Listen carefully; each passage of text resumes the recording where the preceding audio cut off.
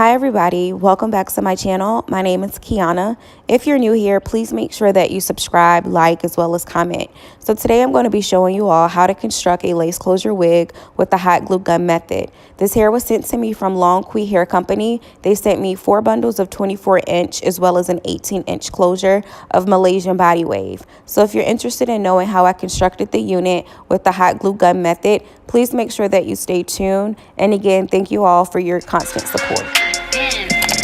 That little bitch, you can fuck with me if you wanted to. These expensive, these is red bottoms, these is bloody shoes. Hit the school, I can get them both, I don't wanna choose. And I'm quick, cut a nigga off, so don't get comfortable. Look. So let's get started. So first things first, you're going to need a wig cap. This cap came from my local beauty supply store. You're also going to need a glue gun and some glue sticks and some shears or kitchen scissors. So first things first, you are wanting to start with your needle and thread. That's just to make sure that you have the lace closure secured. Hot glue gunning the closure, more than likely it's going to burn the lace and more than likely cause damage. So you are wanting to more than likely sew that part on first. So this part is very simple. It's a regular 4x4 closure. So there's not a lot of lace that I have to worry about sewing down. And because it's a smaller closure, it gives me more control. So you're just going to start with one side first, just applying tension, making sure that you are sewing very closely because you don't want any gaps when you're sewing your closure because you don't want it to lift. So you're just going to keep sewing around the perimeter of the lace closure. You're going to do one side first, and then you're going to sew the opposite side, and then you're going to finish with sewing the back. This method just allows for your lace closures to be flat. There's no bulk, there's no hump, no wrinkles in your lace closure. It's going to be as flat as possible, which is again going to appeal to people looking at your hairstyle that your hair is natural. So like I said, you're just sewing around the perimeter of your head, the perimeter of the closure. And just take your time. It's not a race. You just want to take your time and be precise when you're doing this because it's a wig. It's going on your head and you don't want any tracks to slide out. You don't want your closure to come off. You want it to kind of, be intact so that it can have longevity because, again, hair is also an investment. But like I said, this hair came from LONGQI Hair Company. They did send me 4 bundles of 24-inch as well as an 18-inch closure.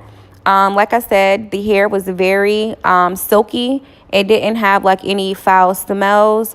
It didn't tangle. There wasn't any shedding. The hair was very easy to work with. I didn't have any trouble. Even when I got ready to style the hair, the curls stayed. It held the curl. I didn't have any issues with it. The hair company will be listed into the description box. They are having a sale. So if you look in the description box, you'll find a coupon code that can help you save some money if you are interested in purchasing this hair.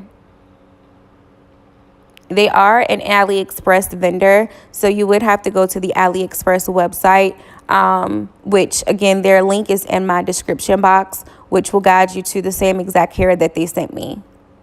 So like you can see, I'm just sewing around the perimeter of the lace closure. It doesn't take that long. It maybe took me about 5 minutes to get the closure all the way down. And altogether, it took me about maybe 30 minutes to make the wig. This is the easiest way, in my opinion, to make a wig with the hot glue gun method. It does give a long hold and you don't have to worry about your tracks falling out. The only thing is that over time, the glue becomes soft and you will notice that your tracks will start to slip. So yeah, that's the only downfall. So since you now have the closure sewed onto the wig cap, you're wanting to protect your mannequin head. You don't want to melt it or anything of that sort. So I just put a plastic bag on the inside of the wig and then I'll just pull it out once I'm done. So once you have everything aligned and everything is to your liking and the cap is back onto the mannequin head, you'll just proceed with your first bundle. So as you can see, I'm just unraveling it, cutting off the rubber band and the black band that was around the bundle. And like you can see, as I'm unraveling it, even it's still not getting tangled. It unraveled pretty easily. I didn't have like any short hairs in the weft. The weft was double wefted, so it's pretty strong. You don't have to seal your wefts or anything of that sort. And even with me cutting the tracks, I didn't have any shedding. So you're just going to basically cut and measure from one side of the cap to the other side. And then you have to move quickly because the hot glue, it does dry fast. So you have to move kind of fast and place it onto the glue. But it's very simple. You just put a little glue and you just continue all along the same line until you finish with the track.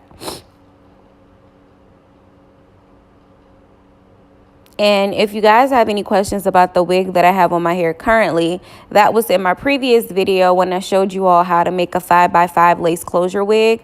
That wig was hand sewn. So if you're interested in seeing that, please make sure that you check out that video as well. So as you can see, I'm just going back and forth measuring the placement of the wig. The placement of the tracks. If you notice, the first track I did put on the elastic band. But the second track I'm putting above the band simply because you do not want to create a lot of put a lot of things on the elastic band, because doing so is going to restrict the wig or even the cap from stretching.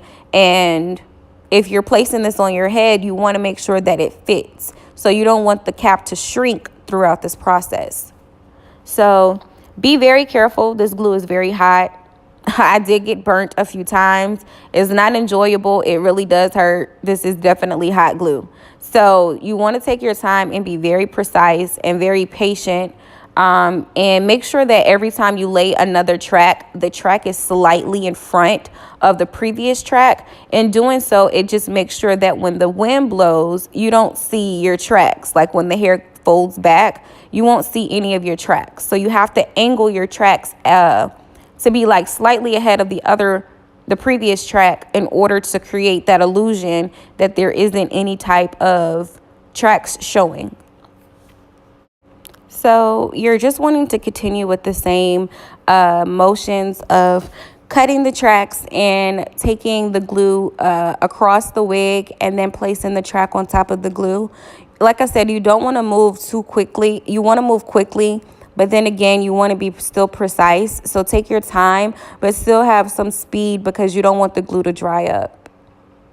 So I'm on the last bundle now. And as you can see, I have like maybe 2 or 3 more tracks to lay. But I like my wigs to be extremely full. So this wig, I packed on the 4 packs. I really only needed 3, but I really squeezed in that additional bundle because I like my hair to be really full. And then with having longer inches, you have less hair on the weft. When you get up to like 20 inches with your bundles, you are going to notice that there is a slight change in how much hair is on the weft. So the longer the hair, the less hair you get. But I'm about to be finished and I'm getting ready to close off the wig.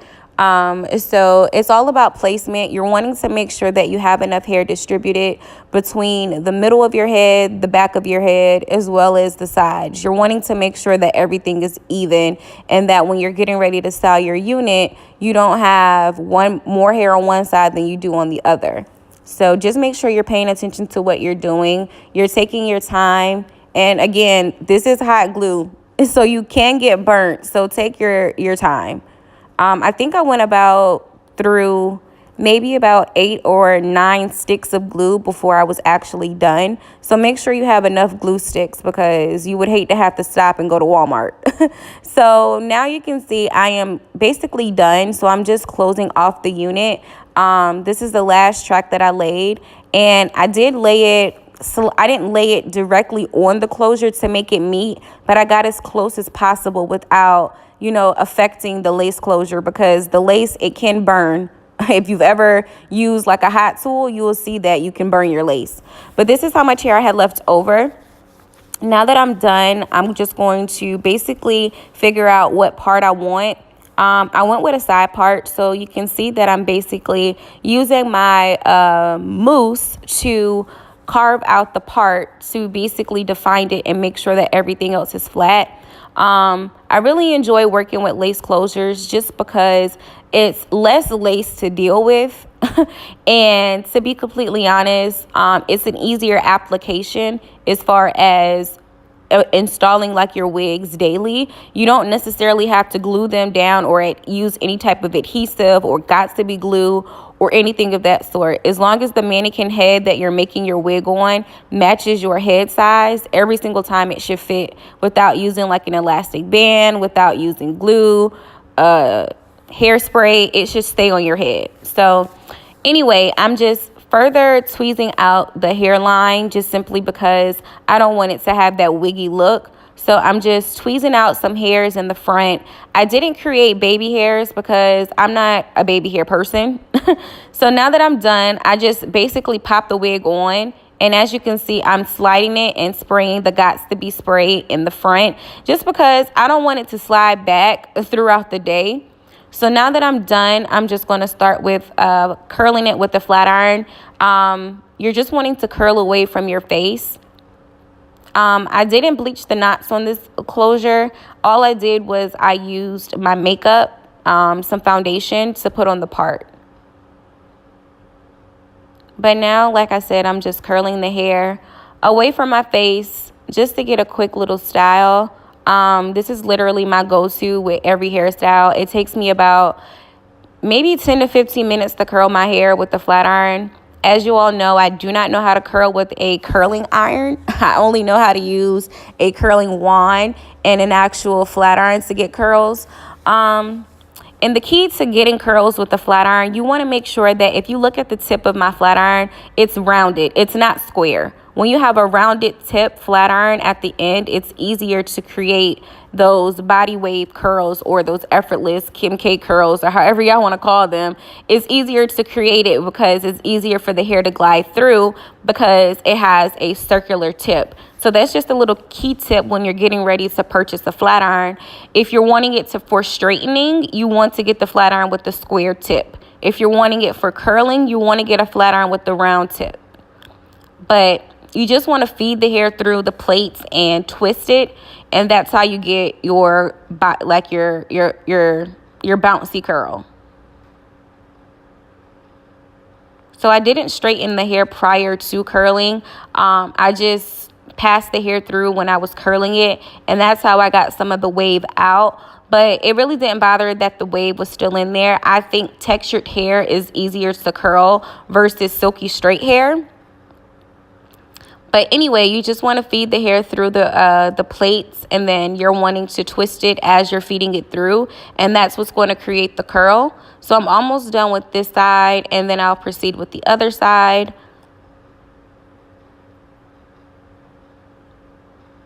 But I know a lot of my subscribers have been saying it's hard for them to curl with the flat iron. I'll do a more detailed video. There is one that's there, but I can do another one just for, for the sake of helping you all. But it's really simple to curl with the flat iron. And like I said, I went to cosmetology school. I am licensed. I did pass the test. However, I only, did enough with the curling iron to pass the test. But I think that it's really a hassle to have to always click that little click button to open and close the barrel versus a flat iron where everything just glides through. But I'm done with this side. And again, in order for your curls to fall how my curls are falling, you are going to need to layer your hair. So I think what I'm going to do is I'll do a video showing you all how to create layers, because you're not going to get this look just curling your hair like straight out the pack. So you can see I'm cutting some of the hair so that the placement of the curls fall right. However, you don't want to just cut for curls. You also want to cut just in case you want to wear your hair straight. Some people don't like layering their hair because they don't like the unevenness that can sometimes happen. But in order for your hair to fall right, you are going to have to create some type of layer. So I was just positioning the camera. I'm sorry for it being unfocused, but I'm just showing you that side and how it looks once it was done. So now I'm just going to proceed with the other side. So now on to the other side. It's still the same motion. You're just curling away from your face. And like I said, you're holding the tail of the hair and you're just feeding it through the plates of the flat iron while twisting it away from your face. So once you're done, you should get these kind of curls where once you comb them out, they fall uniformly. I don't like ununiform hair. I like all my curls to be going the same way. So I'm up at the top in the fringe area, and you just want to curl back, and that's what's going to give you like that effortless bang that you see most celebrities have, that little hump at the top. Curling your hair back is what's going to give you that look. So now I'm done curling my hair. Like I said, it took me about 10 minutes to get these curls. So I'm just putting some hairspray in the front, and this is how you get like that little hump that most celebrities have in the front of their hair. And you just don't want to spray too much spritz because it's going to give off that hard, crunchy look. But once you're done and everything is in place, you can begin to just comb them out with a wide tooth comb. You don't want to use like a little comb because it's going to basically poof the hair out. A wide tooth comb is just going to gently comb the curls out. So once the curls have been combed out, this is the look that you're going to have. I'm just placing everything how I want it to fall for my facial structure. But ultimately, this is the final look. I'm just, like I said, combing everything into place and adding layers as I see fit, where I see different curls are falling differently on the opposing side. You want everything to be even when you are layering your hair. But ultimately, like I said, this is the final look. I'm just doing like a quick little 360 to show you what the part looks like. It looks very natural. All I did was basically put like a little bit of Gots to Be Free sprays to adhere it to my head. But ultimately, this is how it looks. It's all done. I didn't bleach the knots. All I did was tweeze the part just a little bit. But I love this hairstyle. It's literally my go-to. It's my favorite hairstyle. But this is what it looks like. If you all have any other questions, just leave me a comment or send me an email. But thank you guys so much for watching. Until next time.